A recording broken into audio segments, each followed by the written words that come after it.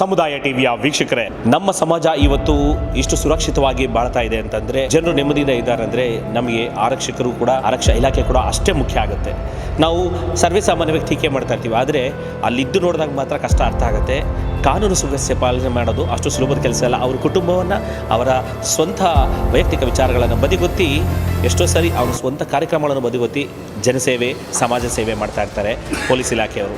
ಇಷ್ಟು ಪೀಠಿಗೆ ಯಾಕಾಗ್ತಾ ಇದೆ ಅಂದರೆ, ನಮ್ಮೆಲ್ಲರ ಆತ್ಮೀಯರು, ಸಮಾಜ ಚಿಂತಕರು, ಕನ್ನಡದ ಅಭಿಮಾನ, ದೇಶ ಪ್ರೇಮ, ಜೊತೆಗೆ ನಾನು ನನ್ನ ಕುಟುಂಬ ಅಂದ್ಕೊಳ್ಳುವಂಥ ಈ ಕಾಲದಲ್ಲಿ ನಾವು ನಮ್ಮ ಸಮಾಜ, ನಮ್ಮ ದೇಶ ಅಂತ ಅತ್ಯುತ್ತಮವಾದಂಥ ಆದರ್ಶವಾದ ಜೀವನವನ್ನು ಪಾಲಿಸ್ಕೊಂಡು ಬರ್ತಾ ಇದ್ದಾರೆ ನಮ್ಮ ನೆಚ್ಚಿನ ಸಾಹೇಬರು ರಮೇಶ್ ಕೆ ಎನ್ ಸರ್. ಬಹಳ ಆತ್ಮೀಯರು, ನಮಗೆ ಗುರು ಸಮಾನರು, ಮಾರ್ಗದರ್ಶಕರು. ಯಾವಾಗಲೂ ಹೇಳ್ತಿರ್ತಾರೆ, ಅಂಜನ್ ಸಮಯ ಪಾಲನೆ, ಶಿಸ್ತು, ಕನ್ನಡ ಪ್ರೇಮ, ದೇಶ ಪ್ರೇಮ ಹಾಗೂ ಸಮಾಜದ ಬಗ್ಗೆ ಕಾಳಜಿ ಇವಿರಲೇಬೇಕು ಅಂತ ಪ್ರತಿನಿತ್ಯನೂ ಹೇಳ್ತಾ ಇರ್ತಾರೆ. ಬನ್ನಿ ಇವತ್ತು ಅವ್ರನ್ನ ಮಾತಾಡಿಸಿ ಅವರ ಪರಿಚಯವನ್ನು ಮಾಡಿಸ್ಕೊಂಡು ಕೆಲವೊಂದು ವಿಚಾರಗಳನ್ನು ಅವ್ರ ಕಡೆಯಿಂದ ಹಂಚ್ಕೊಳ್ಳೋಣ. ಸರ್ ನಮಸ್ಕಾರ. ಸರ್ ನಮಸ್ಕಾರ.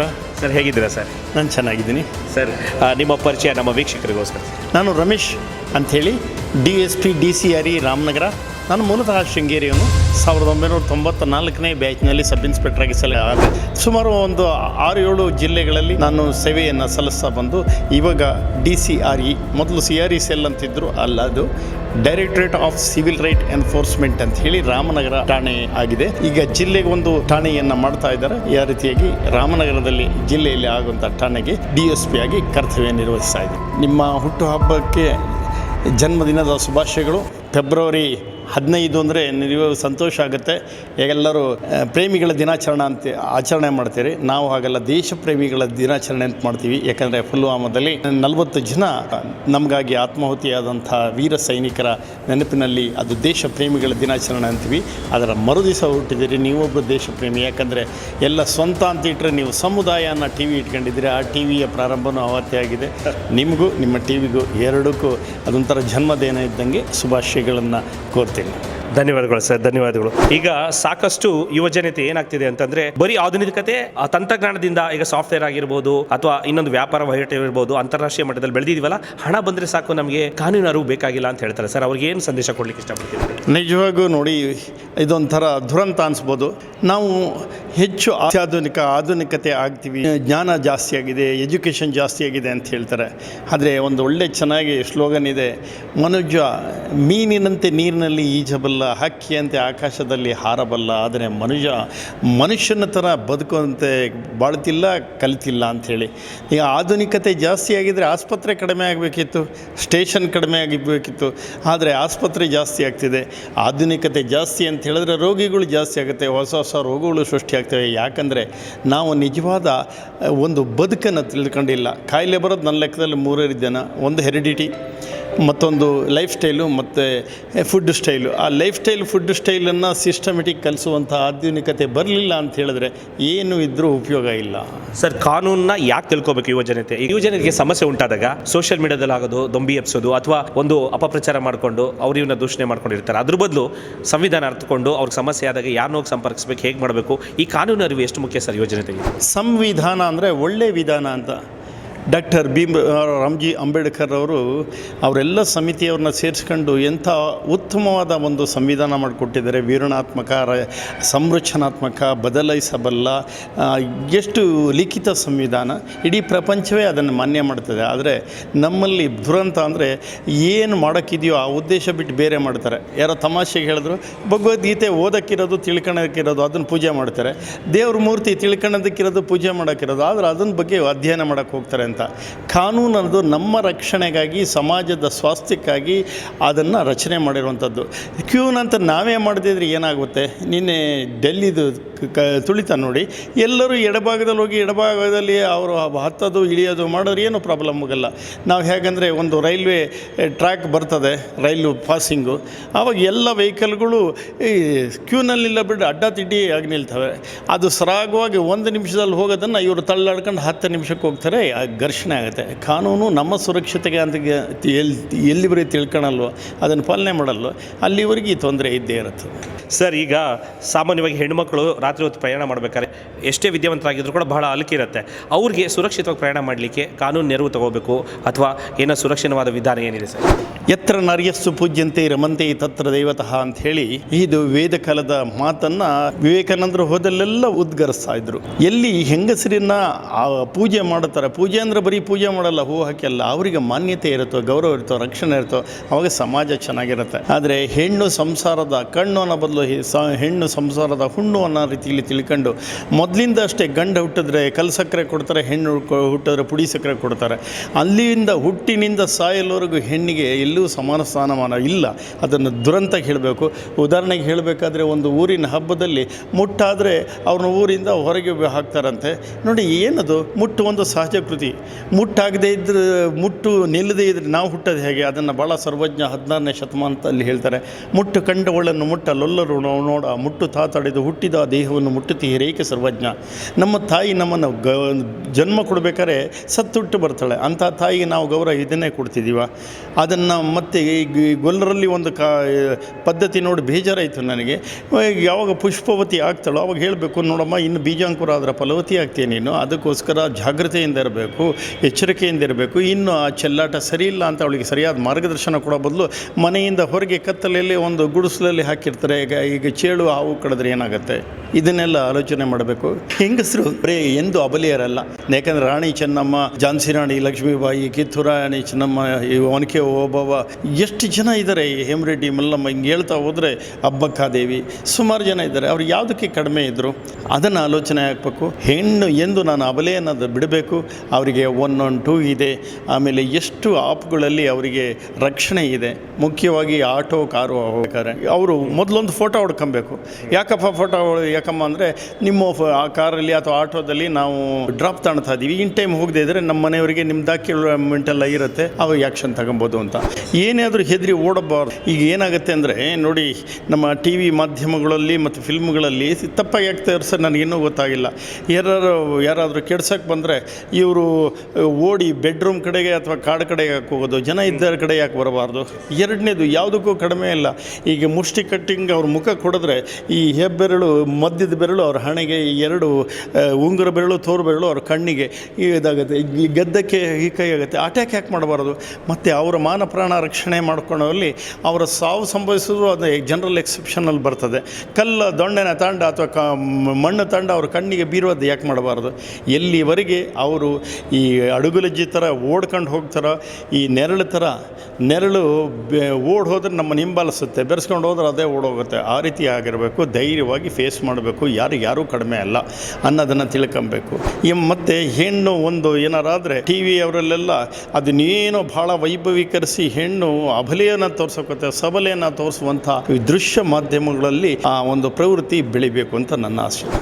ಸರ್, ಈಗ ಯುವ ಜನತೆಯಲ್ಲಿ ತಂದೆ ತಾಯಿ, ಗುರು ಹಿರಿಯರು, ನಮ್ಮ ಸಮಾಜ ಅನ್ನೋ ಕಾಳಜಿ ಕಡಿಮೆ ಆಗ್ತಾ ಇದೆ.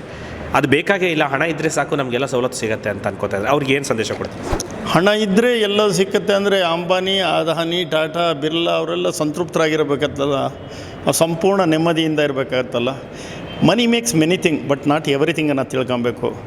ಭಾಳ ಚೆನ್ನಾಗಿ ಒಂದು ಹಾಡಿಲ್ಲ, ದುಡ್ಡು ಕೊಟ್ಟರೆ ಬೇಕಾದ್ದು ಸಿಗುತ್ತದೆ ಈ ಜಗದಲ್ಲಿ ಕಾಣೋ, ಹಡೆದ ತಾಯಿಯ ಕಳಕೊಂಡ ಮೇಲೆ ಮತ್ತೆ ಸಿಗುವಳೇನು ತಾಯಿ, ಮತ್ತೆ ಸಿಗುವಳೇನು.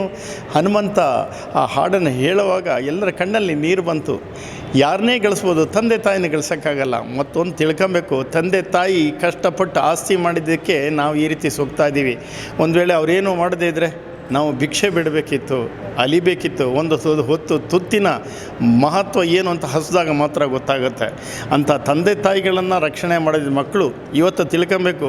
ನಾನು ಯಾವಾಗಲೂ ಹೇಳ್ತಿರ್ತೀನಿ, ಅನೇಕ ಅತ್ತೆಂದರು ಹಿಂದೆ ನಾವು ಸೊಸೆಯಾಗಿದ್ದೆ ಅನ್ನೋದು ಮರೆತು ಬಿಡ್ತವೆ. ಅದೇ ರೀತಿ ನಾವು ಅಂದಾಜು ಹಾಕಬೇಕು, ನಮ್ಮ ಅಪ್ಪ ಅಮ್ಮ ಮುದುಕರಾದಂಗೆ ನಾವು ಮುದುಕರಾಗ್ತೀವಿ. ಆವಾಗ ನಾವು ಏನು ಕೇಳ್ತೀವೋ ಅದನ್ನು ಈಗ ನಾವು ತಂದೆ ತಾಯಿಗಳಿಗೆ ಕೊಡಬೇಕು. ಯಾಕಂದರೆ ಇರುವಾಗ ಊಟ ಹಾಕದೆ ಸತ್ತ ಮೇಲೆ ಅವ್ರ ಫೋಟೋಕ್ಕೆ ಚಿನ್ನದ ಸರ ಅಥವಾ ದೊಡ್ಡ ಹಾರ ಹಾಕಿ ಪೂಜೆ ಮಾಡಿದ್ರ ಉಪಯೋಗ ಏನು? ಅದನ್ನು ತಿಳ್ಕೊಬೇಕು. ಯುವ ಜನತೆಗೆ ಮುಖ್ಯ ಅಂದರೆ ನಿಜವಾಗಿ ದೇವರು ಯಾರಂದರೆ ತಾಯಿ ತಂದೆ ಇಬ್ಬರೇ, ಕಣ್ಣಿಗೆ ಕಾಣೋ ದೇವರು ಗುರು ಹಿರಿಯರೇ. ಯಾಕೆಂದರೆ ಅವ್ರು ನಮ್ಮಿಂದ ಏನೂ ಬಯಸಲ್ಲ, ಒಂದು ಪ್ರೀತಿಯನ್ನು ಬಯಸ್ತಾರೆ. ಅದನ್ನೂ ಕೊಡೋಕ್ಕಾಗದೇ ಇದ್ದಂಥ ನಾವು ಲೋಭಿಗಳಾಗಬಾರ್ದು. ಯಾಕಂದ್ರೆ ನಾಳೆ ನಾವು ಮುದಿ ಆಗ್ತೀವಿ. ಹಣ್ಣೆಲೆ ಬಿದ್ದು ಹೋಗುವಾಗ ಚಿಗುರಲ್ಲೇ ನಗಾಡಿತ್ತಂತೆ, ಆದರೆ ಹಣ್ಣೆಲೆ ಹೇಳುತ್ತೆ ನಾಳೆ ನಿನಗೂ ಇದೇ ಸ್ಥಿತಿ ಅಂತ ಆಗಬಾರ್ದು. ಭಾಳ ಚೆನ್ನಾಗಿ ಹೇಳಿದ್ರು. ಅಲ್ಲಿ ಒಂದು ಸ್ಮಶಾನದಲ್ಲಿ ಒಂದು ಬರೆದಿದ್ದಂತೆ, ಇಂದು ನನಗೆ ನಾಳೆ ನಿಮಗೆ, ಇದನ್ನು ತಿಳ್ಕೊಬೇಕಲ್ಲ. ವಿದ್ಯಾರ್ಥಿಗಳು ಈಗ ಪರೀಕ್ಷೆಗಳು ಎದುರಿಸ್ತಾ ಇದ್ದಾರೆ, ಆ ವಿದ್ಯಾರ್ಥಿಗಳಿಗೆ ಸಮಯ ಪಾಲನೆ ಮತ್ತು ಅವರು ಒಳ್ಳೆಯ ಅಂಕ ತಗೋಬೇಕಾದ್ರೆ ಏನು ಅಳವಡಿಸ್ಕೊಳ್ಬೇಕು, ಆಮೇಲೆ ವೃತ್ತಿಪರತೆಯಲ್ಲಿ ಕೆಲವೊಂದು ಸರ್ಕಾರಿ ನೌಕರಿ ಆಗಲಿ ಏನೋ ಪಡ್ಕೋಬೇಕು ಅನ್ನೋರಿಗೆ ಬಹಳ ಆಸೆ ಇರ್ತದೆ, ಅವರು ಹೇಗೆ ತಯಾರಿ ತಗೋಬೇಕು?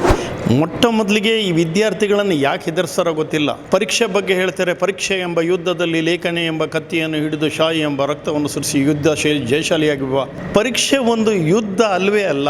ಹಾಡು ಹೇಳೋನಿಗೆ, ಡ್ಯಾನ್ಸ್ ಮಾಡೋನಿಗೆ, ಆಟ ಆಡೋನಿಗೆ ಅದೊಂದು ಸ್ಪರ್ಧೆ ಇದ್ದಂಗೆ, ಓದೋನಿಗೆ ಒಂದು ಸ್ಪರ್ಧೆ.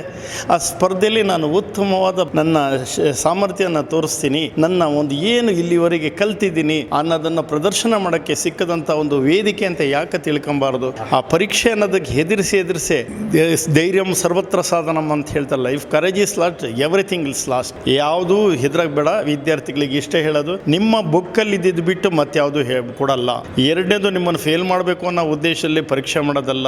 ಮುಂದಿನ ತರಗತಿಗೆ ನಿಮ್ಮನ್ನು ಕಳಿಸ್ಬೇಕಾದ್ರೆ ಇದನ್ನು ಎಷ್ಟು ಓದಿಸಿ ನೀವು ಜೀರ್ಣಿಸ್ಕೊಂಡಿದ್ದೀರಿ, ಮುಂದೆ ನಿಮಗೆ ಸಿಲೆಬಸ್ ಯಾವ ರೀತಿ ಕೊಡಬೇಕು ಅನ್ನೋದನ್ನು ನೋಡೋದಕ್ಕೆ ಒಂದು ಸ್ಪರ್ಧೆ, ಅದಷ್ಟೇ. ಇದು ಬಹಳ ಡಿಫೆಕ್ಟು. ಹೌದು, ಒಂದು ವರ್ಷದಲ್ಲಿ ಓದಿದ್ದನ್ನು 3 ಗಂಟೆಯಲ್ಲಿ ಬರೀಬೇಕು, 3 ನಿಮಿಷಕ್ಕೂ ಕಡಿಮೆ ಸಮಯದಲ್ಲಿ ಅದರದ ಒಂದು ಮೌಲ್ಯಮಾಪನ ಆಗುತ್ತೆ. ಆದರೆ ಅದಕ್ಕಿಂತ ಒಳ್ಳೆ ಸ್ಪರ್ಧೆ ಇಲ್ವಲ್ಲ, ಅದನ್ನು ಆಲೋಚನೆ ಹಾಕಲಿ. ಮೊಟ್ಟ ಮೊದಲಿಗೆ ವಿದ್ಯಾರ್ಥಿಗಳಿಗೆ ಹೇಳೋದು ಇಷ್ಟೇ, ಪರೀಕ್ಷೆ ಅನ್ನೋದು ನೀವು ಏನು ಓದಿದ್ರಿ ಅಂತ ತಿಳ್ಕೊಳಕ್ಕಿರುವಂಥ ಒಂದು ಸ್ಪರ್ಧೆ ವಿನಃ ಅದು ನಿಮ್ಮ ಜೀವಮಾನವನ್ನು ಅಳೆಯುವಂಥ, ನಿಮ್ಮ ಜೀವಿತವನ್ನು ನಿರ್ಧರಿಸುವಂಥ ಘಟನೆ ಅಲ್ಲ. ಈಗ SSLC ಫೇಲ್ ಆದವ್ರು ಎಷ್ಟೋ ಜನ ದೊಡ್ಡ ಸಾಧನೆ ಮಾಡಿಲ್ಲ, ತೆಂಡೂಲ್ಕರ್ದೇ ಸಾಧನೆ ಹೇಳಿದ್ರು. ಎಕ್ಸಾಮು ಕೇವಲ ಮುಂದಿನ ತರಗತಿಗೆ ಕಳಿಸೋದಕ್ಕೆ ಒಂದು ಮಾನದಂಡ ವಿನಃ ಜೀವನದ ಮಾನದಂಡ ಅಲ್ಲ, ಅದನ್ನು ತಿಳ್ಕೊಬೇಕು. ಅದಕ್ಕೆ ಪ್ರಾಣೇಶ್ ಹೇಳ್ತಾರಲ್ಲ, ಭಾಳ ಚೆನ್ನಾಗಿದೆ, ಆ ರೀತಿಯ ಮಕ್ಕಳಿಗೆ ಹೇಳಬೇಕು. ಯಾರೋ ಫೇಲ್ ಆದ ಕೂಡಲೇ ನಾನು ಸಾಯ್ತೀನಿ ಅಂತ ಹೋದಂತೆ, ಅಯ್ಯೋ ಯಾಕೆ ಸಾಯ್ತಿ, ಇದು ಪಾಸ್ ಮಾಡು ಅಂತ, ಅಯ್ಯೋ ಪಾಸ್ ಮಾಡೋಕ್ಕಾಗಲ್ಲ ಅಂತ, ಅಯ್ಯೋ ದಡ್ಡ ಈಗ ಸೆಕೆಂಡ್ PUC ಫೇಲ್ ಆಗಿದೆ ಅಂಥೇಳಿ ನೀನೇನೋ ಆತ್ಮಹತ್ಯೆ ಮಾಡೋದು ಮತ್ತೆ ಹುಡ್ತೀಯ, ಮತ್ತು LKG UKG ಅಂತ ಮತ್ತೆ 14 ವರ್ಷ ಓದೋ ಬದಲು ಇದೇ ಒಂದು 2 ತಿಂಗಳು ಓದು ಅಂಥೇಳಿ ಈ ರೀತಿ ಧೈರ್ಯವಾಗಿ ತಿಳಿಸ್ಬೇಕು. ಇದನ್ನು ನಾನು ಬಯಸ್ತೀನಿ. ಪಂಕ್ಚುಯಾಲಿಟಿಯಲ್ಲಿ ನಂಬರ್ 1 ಸರ್, ಶಿಸ್ತು, ಟೈಮ್ ಬೆಳಗ್ಗೆ ಬೇಗ ಎದ್ದೇಳೋದು, ಮಲಗೋದಾಗಲಿ, ಮೊಬೈಲ್ ಕಡಿಮೆ ನೋಡೋದಾಗಲಿ, ಮಾಡಿದ್ರು ಯಾವುದನ್ನೇ ಮಾಡಿದ್ರು ಸರಿಯಾದ ನಿಗದಿತ ಸಮಯದಲ್ಲಿ ಮಾಡಬೇಕು ಅಂತ ಹೇಳ್ತೀರಿ. ಸೊ ಈ ಜನತೆಗೆ ಈ ಒಂದು ಸಮಯ ಪಾಲನೆದ ಮಹತ್ವ, ಸಮಯವನ್ನು ನಾವು ಗಳಿಸಬೇಕೇನೋ ಸಮಯ ನಮ್ಮನ್ನು ಗಳಿಸಬಾರದು. ಆದರೆ ಸಮಯಕ್ಕೆ ಎಷ್ಟು ಮೌಲ್ಯ ಕೊಡಬೇಕು ಅಂದರೆ, ಮುತ್ತು ಕಳೆದರೆ ಸಿಕ್ಕೀತು, ಹೊತ್ತು ಕಳೆದರೆ ಸಿಕ್ಕೀತೆ ಅಂತ. ಯಾಕೆ ನಾವು ಸಮಯ ಪರಿಪಾಲನೆ ಮಾಡಬೇಕು ಅಂದರೆ, ಈ ಒಂದು ನಾವು ಟ್ರಾಫಿಕಲ್ಲಿ ಹೋದಂಗೆ ನಾವು ಮಧ್ಯದಲ್ಲಿ ನಿಲ್ಸ್ಕೊಂಡು ಮಾತಾಡ್ತಿರ್ತೀವಿ, ಹಿಂದೆ ಬಂದವನು ಏನು ಬೈತಾನೆ ಅಂದರೆ ನಾವು ಯಾರು ಬೇರೆಯವ್ರು ನಿಲ್ಲಿಸಿದಾಗ ಅವ್ರಿಗೆ ಹೆಂಗೆ ಬೈತೀವೋ ನಾವು ಹಾಗೆ ಬೈತೀವಿ. ನಾವು ಸಮಯವನ್ನು ಇನ್ನೊಬ್ಬರು ತಪ್ಪಿಸಿದಾಗ ನಾವು ಎಷ್ಟು ಸಿಟ್ಕೊಳ್ತೀರೋ ಅವನಿಗೂ ನಮ್ಮ ಥರನೇ ಸಿಟ್ಟಾಗತ್ತೆ. ಅದಕ್ಕೆ ಹೇಳಿದ್ದು early to bed and early to get up ಅಂತ ಏನು ಇಂಗ್ಲೀಷಲ್ಲಿ ಹೇಳ್ತಾರೋ ಹಾಗೆ, ಯಾವಾಗಲೂ ಆತುರಾತುರವಾಗಿ ನಾವು ಮಾಡೋ ಬದಲು ಯೋಜಿತವಾಗಿ ಮಾಡೋಣ. 5 ನಿಮಿಷ ಮೊದಲು ಹೋಗೋಣ, ನಮಗೇನಂತ ತಲೆ ಹೋಗಲ್ಲ. ಆದರೆ 5 ನಿಮಿಷ ಲೇಟ್ ಆದರೆ ನಾವು ಎಲ್ಲರಿಗೂ ಬಯಸ್ಕೊಬೇಕು, ಮಾಡೋ ಕೆಲಸದಲ್ಲೂ ದುಗುಡಾಗುತ್ತೆ, ಆತುರಾತುರವಾಗಿ ಮಾಡೋಕ್ಕೆ ಹೋಗ್ತೀವಿ. ಆತುರಗಾರನಿಗೆ ಬುದ್ಧಿಮಟ್ಟ ಅಂತ ಹೇಳ್ತಾರೆ, ಆ ರೀತಿ ಆಗಬಾರ್ದು. ಎಲ್ಲವೂ ವ್ಯವಸ್ಥಿತವಾಗಿ ನೋಡೋಕ್ಕೆ ಹೋಗಬೇಕಾದ್ರೆ ಅದು ವ್ಯವಸ್ಥಿತವಾಗಿ ಹೋಗಬೇಕು. ಅದರಲ್ಲಿ ಮುಖ್ಯವಾದ ಸಮಯ ಪರಿಪಾಲನೆ.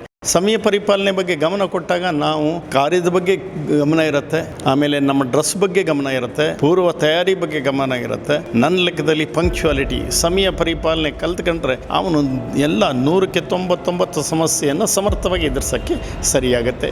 ಸರ್, ನಿಮ್ಮ ಕಚೇರಿಗೆ ಬಂದ ತಕ್ಷಣ ನಾವು ಸಂವಿಧಾನ ಶಿಲ್ಪಿ ಬಾಬಾ ಸಾಹೇಬ್ ಅಂಬೇಡ್ಕರ್ ಭಾವಚಿತ್ರ ನೋಡಿದ್ವಿ. ಅದಕ್ಕೆ ಮಾಲಾರ್ಪಣೆ ಮಾಡಿಕೊಂಡು ಅಲ್ಲಿ ಪಕ್ಕದಲ್ಲಿ ಗಣೇಶನ ಒಂದು ಸಣ್ಣ ವಿಗ್ರಹ ಇದೆ, ಅದರ ಜೊತೆಗೆ ಬಾಬಾ ಸಾಹೇಬರಿಗೂ ಕೂಡ ಮಾಲಾರ್ಪಣೆ ಮಾಡಿ ಬಹಳ ಒಂಥರ ಮಂಗಳಕರವಾಗಿತ್ತು. ನೋಡಿದ ತಕ್ಷಣ ಸರ್, ಬಾಬಾ ಸಾಹೇಬ್ರ ಫೋಟೋ ಯಾಕೆ ಇಡಬೇಕು ಅನಿಸ್ತು ಸರ್ ನಿಮಗೆ?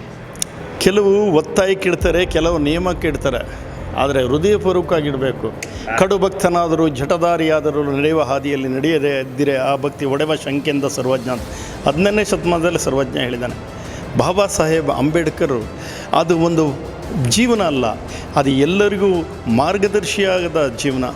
ಅವರಿಗೆ ಚೌಡರ್ ಕೆರೆ ಪ್ರಕರಣ ಇರ್ಬೋದು, ಅವರು ಒಂದು ಸರಿ ಕ್ಲಾಸಿಗೆ ಹೋಗಬೇಕಾದ್ರೆ ಇವರು ದಲಿತ ಜನಾಂಗದವರು ಅಂತ ಗೊತ್ತಾಗಿ ಅವನು ಇಳಿಸೋದಿಲ್ಲ, ಕುದುರೆಯ ಪಟ್ಟಿಯ ಇದನ್ನು ತೆಗೆದು ಬಿಡ್ತಾನೆ, ಅದು ಪಲ್ಟಿ ಹೊಡೆದು ಬೀಳ್ತಾರೆ. ಕೊಟ್ಟು ದುಡ್ಡನ್ನು ಅವ್ರ ಮುಖದ ಮೇಲೆ ಹೋಗಾಸಿ ನಿಮ್ಮಂಥವ್ರು ಬರಬೇಕಂತ. ಆದರೆ ಸಂವಿಧಾನ ಬರೆದಾಗ ಯಾರ ಮೇಲೂ ದ್ವೇಷ ಭಾವನೆ ತಿಳ್ಕೊಂಡಿಲ್ಲ, ಯಾಕಂದರೆ ಜ್ಞಾನಿಗೆ ದ್ವೇಷ ಇರಲ್ಲ, ಹಾಗೇ ಇರಲ್ಲ. ಅವರು ಎಷ್ಟು ಚೆನ್ನಾಗಿ ಹೇಳ್ತಾರೆ ಅಂದರೆ, ನಾನು ಸಂವಿಧಾನ ಎಲ್ಲ ಸಮುದಾಯಕ್ಕೆ ಅನುಕೂಲವಾಗಂಗೆ ಬರೆದೀನಿ, ಯಾರ ಮೇಲೆ ಪ್ರತೀಕಾರ ಅಲ್ಲ.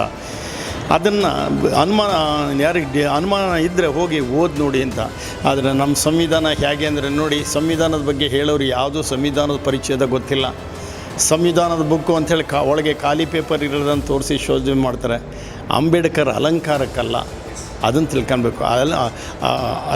ಅಂಬೇಡ್ಕರ್ ಡಂಬಾಚಾರಕ್ಕಲ್ಲ, ಅವರ ಜೀವನ ನಮಗೊಂದು ಯಶೋಗಾಥೆ. ಒಬ್ಬ ಸಾಮಾನ್ಯ ಮನುಷ್ಯ ಎಲ್ಲರಿಂದ ನಿರ್ಲಕ್ಷಿಸಲ್ಪಟ್ಟ ಜಾತಿ ಸ್ತರದಲ್ಲಿ ಹುಟ್ಟಿದ್ರು ಸರ್ವಮಾನ್ಯವಾಗಿ ಇಂದು ಇಡೀ ಪ್ರಪಂಚ ನಮಿಸ್ತಾ ಇದೆ ಅಂತ ಹೇಳಿದ್ರೆ ಅದು ಅಂಬೇಡ್ಕರ್. ಅದಕ್ಕೆ ಅಂಬೇಡ್ಕರ್ಗೆ ಭಾರತ ರತ್ನ ಕೊಟ್ಟಿದ್ದು ಕೇಳಿದಾಗ, ಅವ್ರಿಗೆ ಯಾಕೆ ಭಾರತ ರತ್ನ ಕೊಡ್ತೀರಾ, ಅವರೇ ಭಾರತದ ರತ್ನ ಅಂತ. ಎಂಥ ಅರ್ಥಗರ್ಭಿತ ಮಾತು. ಹಾಗೆ ಅಂಬೇಡ್ಕರ್ ನಮ್ಮ ಜೀವನದ ಹಾಸು ಹೊಕ್ಕು. ಯಾಕಂದರೆ ಅವರ ಜ್ಞಾನ ಇರ್ಬೋದು, ಅವರ ನಡತೆ ಇರ್ಬೋದು, ಅವರ ಒಂದು ದೂರದರ್ಶಿತ್ವ ಇರ್ಬೋದು, ಭಾರತದ ಭವಿಷ್ಯದ ಬಗ್ಗೆ ಅವರು ಅವತ್ತಿಟ್ಟ ಕಲ್ಪನೆ ಇಟ್ಕೊಂಡಿದ್ರೆ ನಮ್ಮ ಭಾರತಕ್ಕಿಂತ ದುಸ್ಥಿತಿ ಬರ್ತಿರಲಿಲ್ಲ. ಇನ್ನೂ ಒಳ್ಳೆಯ ಸ್ಥಿತಿ ಆಗಬೇಕಂದ್ರೆ ಅದನ್ನು 106 ತಿದ್ದುಪಡಿ 107 ತಿದ್ದುಪಡಿ ಮಾಡೋ ಬದಲು ನಿಜವಾಗಿ ಅದು ಅರ್ಥ ಮಾಡ್ಕೊಳ್ಳೋಣ. ಬಹುಮತ ಇದೆ ಅಂತ ಏನೇನು ತಿದ್ದುಪಡಿ ಮಾಡ್ಕೊಂಬಿಟ್ಟು ಅವರ ಹೆಸರಿಗೆ ಕಳಂಕ ತರಬಾರ್ದು, ಅವರ ಆಶಯಕ್ಕೆ ಕಳಂಕ ತರಬಾರ್ದು. ಯಾಕಂದರೆ ಅವ್ರು ಏನೂ ಆಸ್ತಿ ಮಾಡ್ಕೊಂಡಿಲ್ಲ. ಅವ್ರು ಮಾಡಿದ ಆಸ್ತಿ ಅಂದರೆ ಭಾರತದ 148 ಕೋಟಿ ಜನನೇ ಅವ್ರ ಆಸ್ತಿ. ಅಷ್ಟೇ ಅಲ್ಲ, ಇಡೀ ವಿಶ್ವದಲ್ಲಿ ಭಾರತ ಅನ್ನೋದಕ್ಕೆ ಹೆಮ್ಮೆಯಿಂದ ಮಾಡಿದ್ರಲ್ಲ, ಅದೇ ಆಸ್ತಿ. ಅದಕ್ಕಾಗಿ ಅಂಬೇಡ್ಕರ್ನ ಬಿಟ್ಟು ಇನ್ಯಾರನ್ನು ಪೂಜೆ ಮಾಡೋಕ್ಕಾಗತ್ತೀವಿ. ಭಾಳ ಅದ್ಭುತವಾಗಿ ಹೇಳಿದ್ರಿ ಸರ್, ಕೈ ಕೊಡಿ ಸರ್. ಬಹಳ ಒಂದು ರೀತಿಯಾದಂಥ ಇನ್ಸ್ಪಿರೇಷನ್ ಸಿಕ್ತು ಸರ್. ಇನ್ನೂ ಭಾಳಷ್ಟು ವಿಚಾರಗಳು ಕೇಳಬೇಕು ನಿಮ್ಮನ್ನು ಅಂತ ಬಹಳ ಆಸೆ. ಬಟ್ ಆದರೆ ಎಲ್ಲದಕ್ಕೂ ಒಂದು ಸಮಯ ಇರುತ್ತೆ ಅಂತ ನೀವೇ ಹೇಳ್ತಿದ್ರಿ. ಹಾಗಾಗಿ ಇಷ್ಟು ಹೊತ್ತು ನೀವು ನಮ್ಮ ಸಮುದಾಯ ಟಿವಿಗೆ ಅವಕಾಶ ಕೊಟ್ಟು ತಮ್ಮ ಕಿರು ಸಂದರ್ಶನ ಮಾಡಿಕೊಟ್ರಿ sir. Thank you very much sir.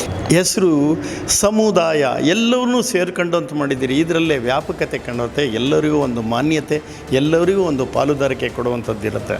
ಕಣ್ಣೀರು ಹರಿಸೋದ್ರ ಬದಲು ಕಣ್ಣೀರು ಒರೆಸೋದು ಮುಖ್ಯ. ಅದೇ ನಿಟ್ಟಿನಲ್ಲಿ ನಿಮ್ಮ ಟಿ ವಿನೂ ಮುಂದುವರೆದು ಜನಪ್ರಿಯರಾಗಲಿ, ಜನರಾಗಲಿ, ಜನರ ಧನಿಯಾಗಲಿ, ಜನ ಮನವಾಗಲಿ, ಜನ ಜೀವನವಾಗಲಿ ಅಂತ ಹಾರೈಸ್ತೀನಿ.